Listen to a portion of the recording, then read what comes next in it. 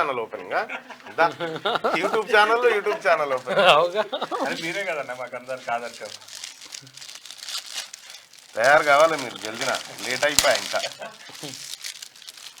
ఎవరి ఛానల్ అట్లా చెంది సృష్టించి తెలుగు రాష్ట్రాలకు ఒక ఆదర్శం నిలిచారు కదన్న మీరు. కేసీఆర్ ఏమంటుంది చూసినావా నిన్న? మేము 10 ఏళ్ళ పోలీసు వాళ్ళని వాడుకుని ఉంటే ఇలా తిరిగేటోళ్ళ కాంగ్రెస్ లో అదే మాట్లాడుకుంటున్నారు. మిమ్మల్ని జైల్లో పెట్టి ఆ ఉసురు దాకిపోయింది government. Media Telugu, royal media Telugu, సమాజ హితం మాది. ఎవరు నీదేనా? అచ్చా నీదేనా? కంగ్రాట్స్ అటు పటు. చలో, రాయల్ మీడియా తెలుగు ప్రజాహితం మా అభిమతం అని చెప్పి మరి నువ్వు యూట్యూబ్ ఛానల్ పెట్టింది సూరి. దొరలతో ఏమన్నా అంటే ఓన్లీ బీసీ ప్లాట్ఫామ్ నే ఏర్పాటు చేస్తున్నావు. అచ్చా, దొరలతో యుద్ధం ఉంటుంది కానీ. Okay, congrats, thank you so much. అయితే మీ ఇద్దరు ఉండు, జర పని ఉంది. ఓకే, మీ వాళ్ళని పంపించే. రైట్గా ముఖ్యమంత్రి గారు ఏమంటున్నారు? మాజీ ముఖ్యమంత్రి గారు ఒకసారి మేము ఉన్ననాడు కనుక పోలీసులు ఇలా చేసే దౌర్జన్యాలు పోలీసులను చేయిస్తే ఈ కాంగ్రెస్ వాడు ఒక్కడు మిగులు నాతని రాష్ట్రంలో. ఇది విడిచిపెడితే అసలు కాంగ్రెస్ వాళ్ళు మిగిలిటోళ్ళేనా? మేము ఉన్ననాడు కనుక పోలీసు వాళ్ళని వాడితే అని కేసీఆర్ చెప్తారన్నాడు. కేసీఆర్ 10 ఏళ్ల పరిపాలన కాలంలో అసలు పోలీసు వాళ్ళు కూడా ప్రజల్ని చూసే భయపడ్డారు. మనకు ధర్నా చౌకులు ఉండే, పబ్లిక్ అని భయపడేటోళ్ళు, ఆ పరిస్థితి ఉండే. కేసీఆర్ 10 ఏళ్లలో ఏ పోలీసు వాళ్ళని వాడలేదు, ఎవరిని అరెస్టులు చేయలేదు, ఏమీ చేయలేదు. ఇది ఇగో ఇవన్నీ నాయే. పోలీసు వాళ్ళనే వాడాలట.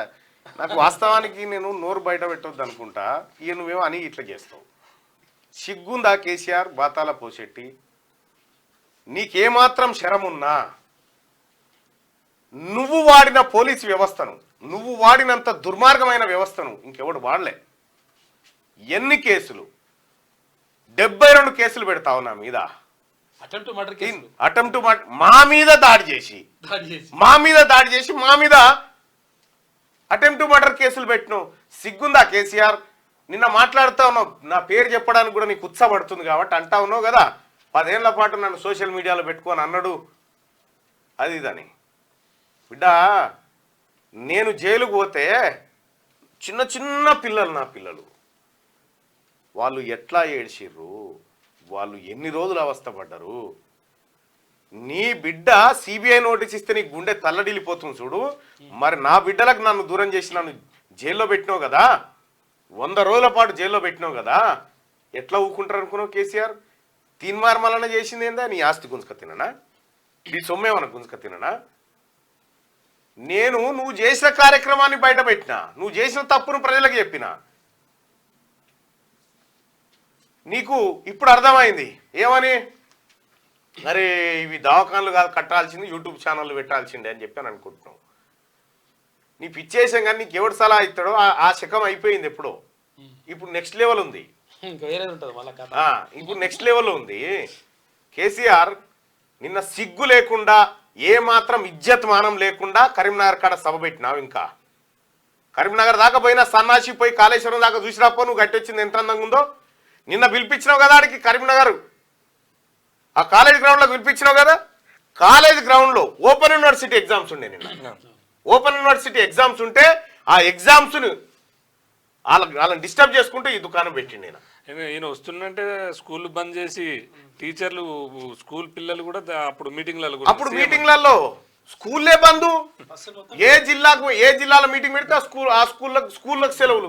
టీచర్లే పిల్లల్ని తీసుకొచ్చి కూర్చోబెట్టేది, అందులో ఆ పిల్లల్ని తీసుకొచ్చి కూర్చుండబెట్టాలి. స్కూల్ చల్లాలి. సిగ్గుందా మీకు? ఇంకా హక్కుందా? నిన్న 10-20 వేల మందితో మీటింగ్ పెట్టినావు కదా, కాళేశ్వరం దాకా తీసుకపో, ఇక రర్రా నేను కట్టిన ఎంత అందంగా ఉందో చూపిద్దురా అని చెప్పి తీసుకపో.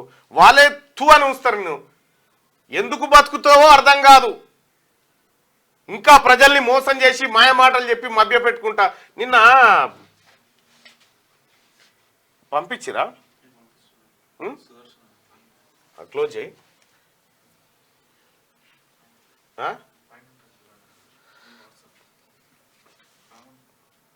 ఏది అచ్చా అచ్చా నాకు పంపినావా ఏమి అన్ని మీ మజీద్ పూర్వలే ఉన్నారు కానీ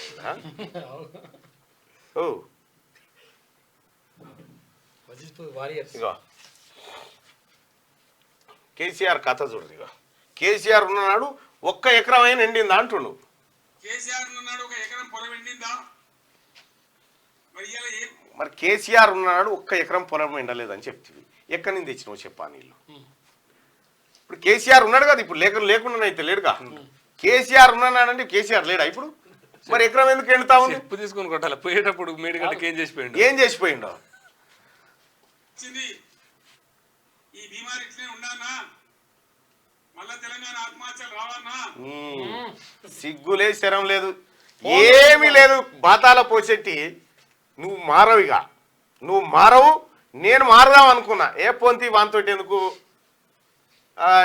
అని ఊకే మాట్లాడితే కూడా హౌలగాన్ మీద మాట్లాడితే కూడా మన ఇజ్జత్ తక్కువ అని సప్పుడే కూకుందాం అనుకున్నా. ఈ ఇంట్లో లేదు అంటే కేసీఆర్ కూడా దీనికి సభకు రావడానికి ఒక రీజన్ ఉందన్న. ఇంట్లో ఊకే కుర్చీలో కొట్లాట అవుతుందట. ఇంట్లో ఉంటే గొంతు పిసుకు చంపుతారు ఏమన్నా భయం. గొంతు పిసుకుడు కాదు. నువ్వు రాము నమస్తే తెలంగాణ పేపర్ లో ఫ్రంట్ పేజ్ లో కవిత ఏమైనా వార్త వస్తుంది, జాగృతి రద్దు అంటుంది, ఇందిరా పార్క్ ధర్నాలు అంటూ ఒక్క వార్త వస్తలేదు. ఎందుకంటే అవుతుంది పంచి సొంతకం పడి పెట్టుకుంది ఆమె. బీఆర్ఎస్ పార్టీతో సంబంధం లేకుంటే జాగృతి పేరుతో ధర్నాలు చేస్తున్నా చెప్పి ఆమె కూడా ఓపెన్ స్టేట్మెంట్ ఇస్తుంది. మరి నమస్తే తెలంగాణ కనీసం కవర్ చేయాలి కదా. ఆమె ధర్నా నమస్తే తెలంగాణనే నమ్మకపోతే ఎవరు నమ్ముతాడు వాళ్ళ ధర్నాన్ని? ఇప్పుడు వీళ్ళ డ్రామా అయిపోయింది కాబట్టి ఇంట్లో ఉంటే గొంతు పిసికి దిండి పెట్టి చంపుతారని భయానికి పోతుంది. లేదు దీని కథ ఏంటంటే ఇప్పుడు వాళ్ళకు ఒక సెటప్ టార్గెట్ కేటీ రామారావు ఏం చేయాలంటే కరీంనగర్లో ఎట్లయినా బోయినపల్లి వినోద్ కుమార్ని గెలిపియాలంటే ఏం చేయాలి? అక్కడ ఏదో హడావిడి చేసినట్టు చేయాలి.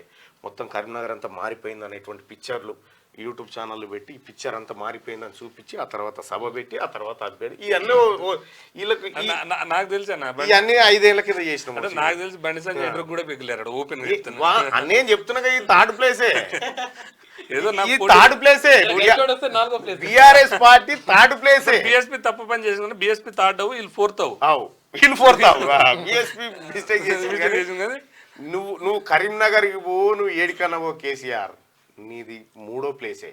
3వ ప్లేసు సర్పంచ్ ఎలక్షన్ల వరకల్లా బీఆర్ఎస్ పార్టీ గజ్జలు కూలిపోతే ఊర్లో పండి ఎక్కడిదక్కడ సమాప్తం అవుతుంది. ఏడాది మాసికం కూడా అయిపోతుంది ఇక గంతే తప్ప. కానీ ఈ కేసీఆర్ ఉన్నప్పుడట 1 ఎకరం అయినా ఎండిందా? యాడికేం తెచ్చినావు నీళ్ళు?